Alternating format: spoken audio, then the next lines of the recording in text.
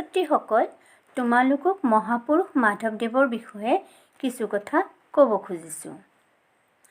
নৱবৈষ্ণৱ ধৰ্মৰ অন্যতম প্ৰচাৰক তথা মহাপুৰুষ শ্ৰী শ্ৰী শংকৰদেৱৰ প্ৰিয় শিষ্য মাধৱদেৱৰ জন্ম হৈছিল ১৪৮৯ চনত লখিমপুৰ জিলাৰ নাৰায়ণপুৰৰ লেটেকুপুখুৰীত।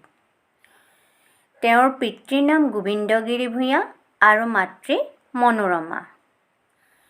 তেওঁ বাৰাদি, গণককুছি, সুন্দৰীদিয়া, ভেলাদাঙ্গা আদিত ধৰ্ম প্ৰচাৰ কৰিছিল। তেওঁ সাহিত্য সংস্কৃতিৰো পূজাৰী আছিল। মহাপুৰুষজনাৰ সাহিত্যিক জীৱনৰ কীৰ্তিস্তম্ভ হ'ল নামঘোষা।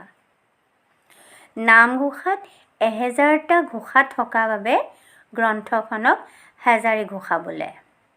তেওঁৰ অন্যান্য ৰচনাৰাজি ক্ৰমে আখ্যানমূলক ৰচনা ৰাজসূই কাব্য আদিকাণ্ড ৰামায়ণ, তত্ত্বমূলক ৰচনা জন্ম ৰহস্য, ভক্তি ৰত্নাৱলী, নাম মালিকা, ঝুমুৰা, চোৰধৰা পিম্পৰা গুচোৱা, ভূমি লেটোৱা, ভোজন বিহাৰ। মহাপুৰুষজনাই বৈষ্ণৱ ধৰ্মৰ তত্ত্বসমূহ সাধাৰণ মানুহে বুজিব পৰাকৈ তেওঁৰ ৰচনাৰাজিত ঘৰুৱা ভাৱ-ভাষা ব্যৱহাৰ কৰিছিল। মাধৱদেৱ বিৰচিত বৰগীতৰ সংখ্যা ৯x১১টা। বৰগীতসমূহৰ ভাষা ব্ৰজাৱলী। ব্ৰজাৱলী ভাষাৰ মূল ভেটি মৈথিলী। পাঠ্যপুথিত অন্তৰ্ভুক্ত কৰা হৰি হেৰৰে বাপ পখিলো শৰণে বৰগীতটি তেওঁৰ দাস্যভাৱ প্ৰকাশ পাইছে। তেওঁ হৰিক বান্ধৱ বুলি সম্বোধন কৰিছে। এই বৰগীতটি বসন্ত ৰাগৰ বন্ধা আছে।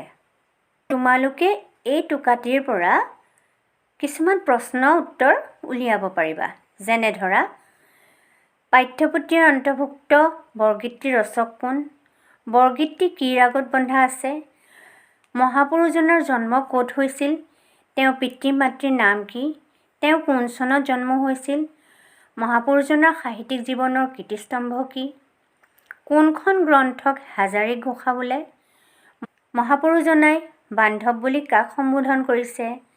তেওঁ ৰচনা কৰা বৰগীতৰ সংখ্যা কিমান? মাধৱদেৱৰ ৰচনাৰাজিৰ সমূহ কি কি?